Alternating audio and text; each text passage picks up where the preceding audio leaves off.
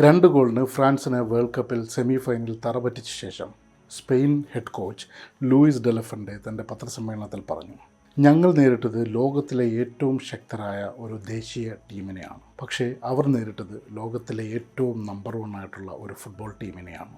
എന്തുകൊണ്ട് ഫ്രാൻസ് തോറ്റു, അല്ലെങ്കിൽ എന്തുകൊണ്ട് അജയ്യരായി സ്പെയിൻ മുന്നേറുന്നു എന്നതിൻ്റെ ഏറ്റവും സുപ്രധാനമായ ആൻസർ ലൂയിസ് ഡെലഫൻഡെ തന്നെയാണ്. അത് മനസ്സിലാക്കണമെങ്കിൽ 2018 റഷ്യയോടും 2022 മൊറോക്കോയോടും തോറ്റുപുറത്തായ സ്പെയിനിൻ്റെ ചരിത്രം പഠിക്കണം. 2018 റൗണ്ട് ഓഫ് 16 മത്സരത്തിലും 2022 റൗണ്ട് ഓഫ് 16 മത്സരത്തിലും ഈ 2 മത്സരത്തിലും സ്പെയിൻ പുറത്തായതാണ്. ഈ 2 മത്സരത്തിൻ്റെയും സ്പെയിനിൻ്റെ പാസിംഗ് നമ്പേഴ്സിൻ്റെ ആവറേജ് ഏതാണ്ട് 1100 മുകളിലാണ്. സാധാരണ 50% മുകളിൽ പൊസഷൻ കയ്യിൽ വെക്കുന്ന ഒരു ടീമിന് സാധാരണ ഉണ്ടാവുന്നത് 500-നും 600-നും ഇടയിലുള്ള നമ്പേഴ്സാണ്. അതായത് പഴയ ടിക്കി ടാക്കയുടെ ആ ഒരു ലെഗസിയിൽ നിന്നുകൊണ്ട്, അല്ലെങ്കിൽ അതിൻ്റെ ചരിത്രത്തിൽ, അല്ലെങ്കിൽ അതിൻ്റെ പാരമ്പര്യത്തിൽ നിന്നുകൊണ്ട് തന്നെയായിരുന്നു 2018-ലും 2022-ലും സ്പെയിൻ കളിച്ചിരുന്നത്. പക്ഷേ ആ കളിയുടെ പ്രത്യേകത അത് തികച്ചും ഹൊറിസോണ്ടലായിട്ടുള്ള കളിയായിരുന്നു.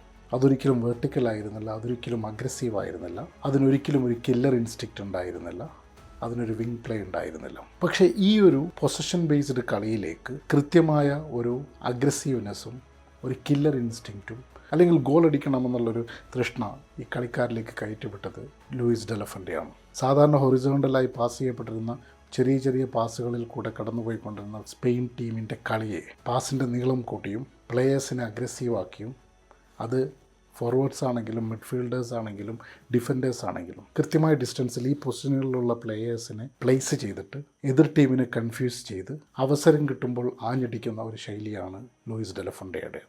ആ ശൈലിയാണ് ഇന്ന് ഫ്രാൻസിനെ പരാജയപ്പെടുത്തിയത്. മറ്റൊരു വീഡിയോയിൽ നമ്മൾ പറഞ്ഞിരുന്നു എങ്ങനെയാണ് ഫ്രാൻസ് കളിക്കുക എന്നുള്ളത്. എതിർ ടീമിൻ്റെ കളിശൈലി മനസ്സിലാക്കിയിട്ട് സ്വയം അഡാപ്റ്റ് ചെയ്യുന്ന രൂപത്തിലുള്ള ഒരു കളിയാണ് ഫ്രാൻസിൻ്റേത്.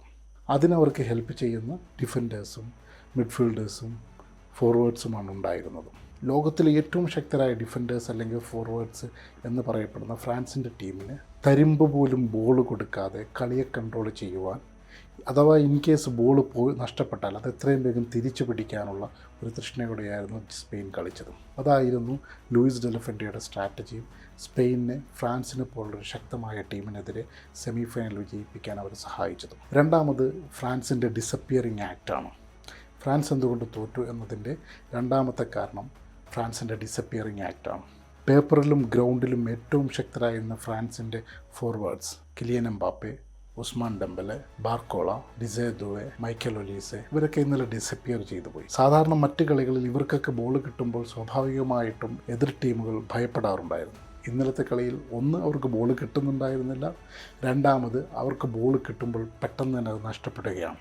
ബോൾ തിരിച്ചെടുക്കാനുള്ള സ്പാനിഷ് ടീമിൻ്റെ കഴിവും ബോൾ ഹോൾഡ് ചെയ്യാനുള്ള ഫ്രഞ്ച് ടീമിൻ്റെ കഴിവില്ലായ്മയുമായിരുന്നു ഇന്നലെ കണ്ടത്. മറ്റൊരു കാരണം സ്പെയിൻ വിജയം അർഹിച്ചിരുന്നു എന്നുള്ളതാണ്. സാധാരണ എല്ലാവരും പ്രഡിക്ഷനിൽ ഫ്രാൻസ് വിജയിക്കാൻ പോവുകയാണ്, ഫ്രാൻസ് അൾട്ടിമേറ്റ് വിന്നേഴ്സാണ് എന്നുള്ള രൂപത്തിൽ പ്രഡിക്ഷൻസാണ് വന്നത്. പക്ഷേ ഓരോ കളി കഴിയുന്തോറും കൃത്യമായ സ്ട്രാറ്റജിയുമായി പ്ലാനുമായി മുന്നോട്ട് വന്ന ഒരു സ്പെയിനെ ആരും കണ്ടില്ല എന്നുള്ളതാണ്, അല്ലെങ്കിൽ ചിലരെങ്കിലും കണ്ടില്ല എന്നുള്ളതാണ്. സ്പെയിൻ്റെ ഇതിനു മുമ്പുള്ള 6 കളികളുടെ റെക്കോർഡ് തന്നെ എടുത്തു നോക്കിയാൽ സ്പെയിൻ എത്രത്തോളം ശക്തരായി മുന്നോട്ട് വരുന്നു, അല്ലെങ്കിൽ അവർ ഇമ്പ്രൂവ് ചെയ്യുന്നു എന്നുള്ളത് നമുക്ക് മനസ്സിലാക്കാൻ കഴിയുമായിരുന്നു. ഡെലഫൻഡെ പറഞ്ഞതുപോലെ സ്പെയിൻ ഒരു ടീമായിരുന്നു. ഒരു ടീമിന് ഫുട്ബോളിൽ ഏറ്റവും സുപ്രധാനമായൊരു സംഗതി ഇൻഡിവിജ്വൽ പ്ലെയേഴ്സിൻ്റെ ജീനിയസ് കൊണ്ട് ചിലപ്പോൾ നിങ്ങൾക്ക് കളി ജയിക്കാൻ പറ്റിയേക്കാം. പക്ഷേ ഒരു ടീം കൃത്യമായ സ്ട്രാറ്റജിയുമായിട്ട് വരുന്ന ഒരു ടീമിനെതിരെ എത്ര കഴിവുള്ള പ്ലെയേഴ്സ് നിങ്ങളുടെ കയ്യിലുണ്ട് എന്ന് പറഞ്ഞാൽ നിങ്ങൾക്ക് കളി ജയിക്കാൻ പറ്റുകയില്ല. അതാണ് ഇന്നലെ ടെക്സാസിൽ കണ്ടത്. സ്പെയിനെതിരെ ഫൈനലിൽ ആരായാലും, അർജൻറ്റീന ആണെങ്കിലും ഇംഗ്ലണ്ട് ആണെങ്കിലും, സ്പെയിൻ്റെ ഈ പൊസഷൻ ഗെയിമിനോടൊപ്പം തന്നെ അഗ്രസീവായിട്ടുള്ള വിങ് പ്ലേയും ലീതൽ ഫിനിഷിങ്ങും ചെയ്യാൻ പറ്റുന്ന കളിക്കുന്ന ആരാണോ അവർക്ക് സ്പെയിനെ തോൽപ്പിക്കാൻ കഴിയുള്ളൂ.